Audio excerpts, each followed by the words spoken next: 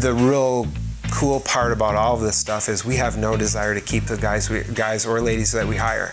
We really want to transition them out. So when you talk about where you're going to go and what's the goals and dreams, we have a small handful of transitional partners that we work with. I'm going to say intimately know what we do and why we're doing it. Right. And they're not in a financial position to risk their business to just take a chance on somebody.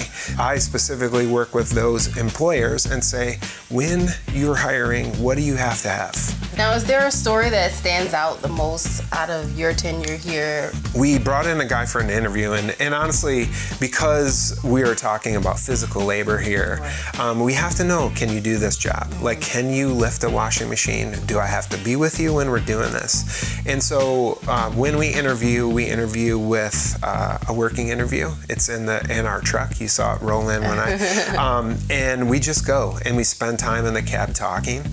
And gentleman came in and you could tell, like, I'm hungry. He was out of prison, was really struggling to get a job, and he fit.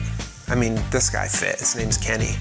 We offered him the position and said, okay, well, in terms of employment, you have to pass a drug screen. Sure, no problem.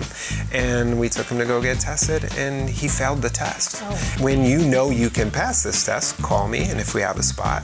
And so he kind of disappeared. Probably about 4 months. We had to hire somebody in the meantime. That person came and went.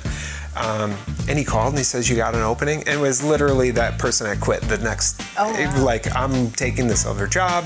It was, okay, yes, we do, and it starts tomorrow. Can you pass? I drove him to get the screen, literally sat in the truck, waited, and he came out, and I'm like, well, so did you pass? He goes, oh, I studied so hard. Yes, I passed. We brought him on. And what we did after that was to start very intentionally identifying what are the barriers that are really limiting. Housing was one, transportation was one. So Kenny came on, we got him a truck. And once he got a truck, now it's like, okay, I can get to and from work easier. We found him a place.